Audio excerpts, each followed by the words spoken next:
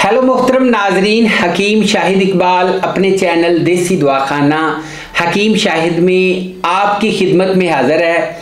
आज मैं एक ऐसा सरदार नुस्खा मैदे के अल्सर का, यानी कि मैदे के अल्सर के रिलेटेड जितने भी देसी नुस्खे हैं, इन तमाम देसी नुस्खों का सरदार नुस्खा वो आपके लिए लेके आया हूं। इस नुस्खे में ऐसी क्या खास बात है, ये अल्सर को कैसे शिकस्त देता है और इसके अलावा अल्सर को कैसे ये मुस्तकिल तौर पे ठीक करता है।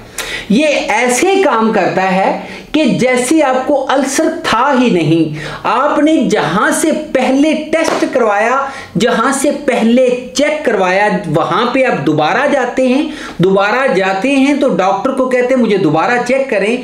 डॉक्टर देख के खुद हैरान हो जाता है, सर पकड़ के बैठ जाता है और वो कहता है कि तुमने ये इलाज कहां से करवाया है।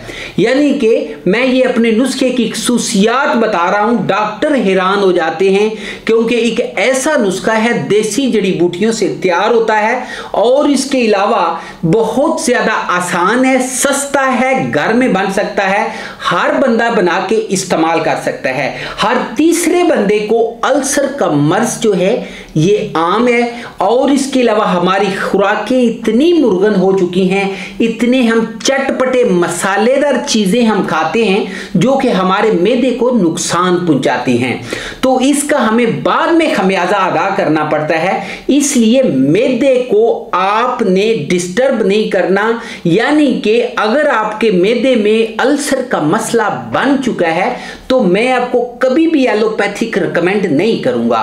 इसके अलावा आपको एक चीज और बताता चलूं यहां पे कि जब आपका अल्सर ठीक हो जाता है उसके बाद आप जो भी खाते हैं, जो भी इस्तेमाल करते हैं, रोजमर्रा की चीजों में आपको हर चीज की खाने की इजाजत होगी, आपका मैदा सही काम करेगा। अलामात क्या होती हैं, अलामात की तरफ चलता हूं।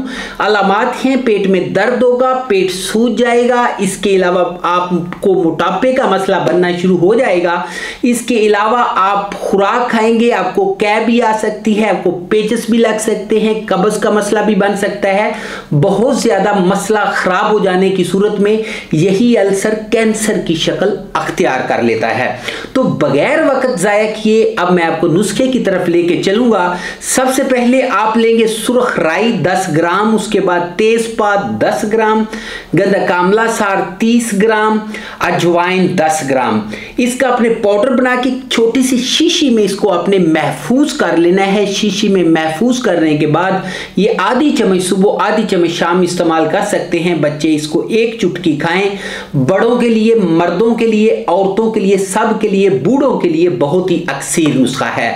मैं इसके अलावा आपको एक और चीज बताना चाहूंगा, इस नुस्खे को आपने 3 हफ्ते से 1 महीना मुस्तकिल आराम के लिए इस्तेमाल करना है। और इसके अलावा आपको मैं नंबर देना चाहूंगा, नंबर है जी 0301 760 80 32। इसी के ऊपर व्हाट्सएप चल रहा है। कोई भी नुस्खा मंगवाना हो, मालूमात लेनी हो, आप राब्ता कीजिए, आपको बहुत अच्छा रिस्पॉन्स दिया जाएगा।